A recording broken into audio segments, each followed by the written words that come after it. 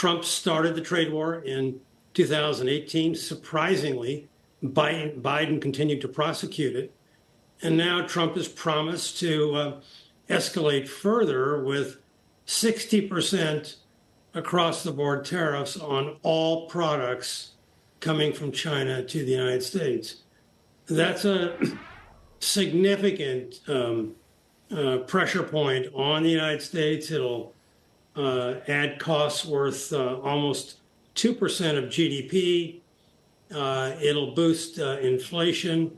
And it, of course, will solve nothing because we're a saving short nation and we need to borrow surplus savings from abroad. And we run trade deficits with many, many countries to attract the capital. So all the China tariffs will do will be to divert the Chinese piece of our trade deficit to other higher cost producers taxing American families. So this is a walking disaster. And you add to that Biden's recent inquiry on semiconductor chips to choke off. You've got a perfect storm right now in terms of potential impacts on the world economy. Stephen, so am I right in saying that the end game then, if we're talking about throw in rising debt levels, widening deficits, if Trump-era tax cuts are going to be extended, supply chains are going to get upended, does it mean that we see another wave of inflation? And does that upend the narrative and the easing narrative at the Fed and global central banks?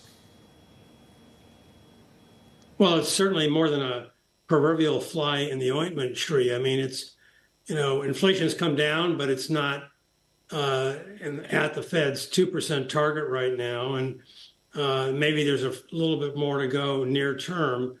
But these types of tariff increases that would be forthcoming in a Trump 2.0, together with the trade diversion to higher cost nations, would most assuredly boost inflation. My estimates, back of the envelope, say these actions alone would boost U.S. inflation by 0.5 to 1 percentage point in a fairly short period of time. And sure, the Fed is going to be mindful of that when setting monetary policy, and interest rates will be higher as a result. And lo and behold, there could be downward pressure on the dollar as well.